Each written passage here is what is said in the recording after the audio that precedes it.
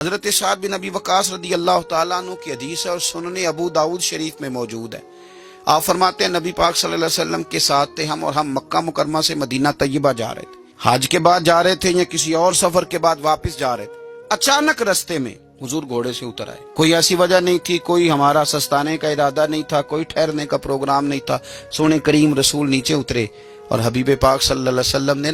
ہاتھ اٹھا کے زمین پر بیت اللہ شریف کی جانب منہ کیا اور حضور نے دعا مانگنی شروع کر دی۔ دیر تک دعا مانگی، پھر حضور سجدے میں چلے گئے اور دیر تک سجدہ کیا، پھر اٹھے، پھر دعا مانگنے لگے، دیر تک دعا مانگی، کہتے ہیں پھر سجدے میں چلے گئے، پھر دیر تک سجدہ کیا، پھر تیسری دفعہ اٹھے، دعا مانگی اور لمبی دعا مانگی، پھر سجدے میں چلے گئے اور دیر تک سجدہ کیا۔ حضرت سعد بن ابی وقاص رضی اللہ تعالیٰ عنہ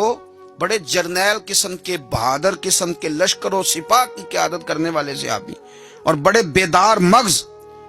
حاضر ذہن رکھنے والے آدمی،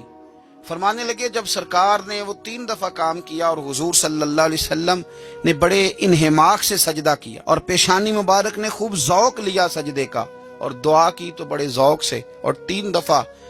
وقفے سے یہ کام ہوا، تو جب سرکار اٹھے تو میں نے فٹافٹ عرض کی، میں نے کہا یا رسول اللہ غلاموں کو بھی ذرا سمجھا دیں، ہم تو روز ہی آپ کے جلووں کا نیا رنگ دیکھتے ہیں پر یہ بھی ایک انوکھا رنگ دیکھا ہے۔ فرمائے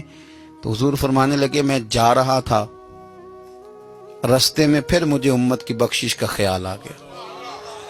یعنی مکہ سے نکل رہے ہیں، مدینہ شریف ابھی پہنچے نہیں، وہ بھی حرم ہے یہ بھی حرم ہے، یہاں بھی دعا حضور نے کی، وہاں بھی حضور ہر نماز میں کرتے ہیں، یہاں درمیان میں پھر خیال آ گیا اللہ انہیں معاف کر دے، اللہ انہیں بخش دے۔ تو حضور فرماتے ہیں میں نے ہاتھ اٹھا کے دعا مانگی اور میں نے لمبی دعا مانگی، میں نے مالک کو منایا، اس کریم کو راضی کیا، تو مجھے پیغام ملا کہ محبوب 1/3 امت اللہ نے بخش دیا آپ کی۔ تو حضور فرماتے ہیں میں سجدے میں گر گیا، پھر میں نے دیر تک اس بات کا شکر ادا کیا۔ کریم فرمانے لگے پھر میں سجدے سے اٹھا اور پھر میں نے دعا شروع کر دی، دیر تک دعا مانگی تو پھر مجھے پیغام ملا کہ 1/3 کو اور معاف کر دیا گیا۔ حضور فرماتے ہیں پر اس کے شکر میں نے سجدہ کیا، دیر تک سجدہ کیا، 1/3 ابھی رہ گئی تھی۔ تو حضور فرماتے ہیں پھر میں نے لمبی دعا مانگی، پھر لمبی دعا مانگی، پھر لمبی دعا مانگی، دیر تک دعا مانگی تو آ گیا پیغام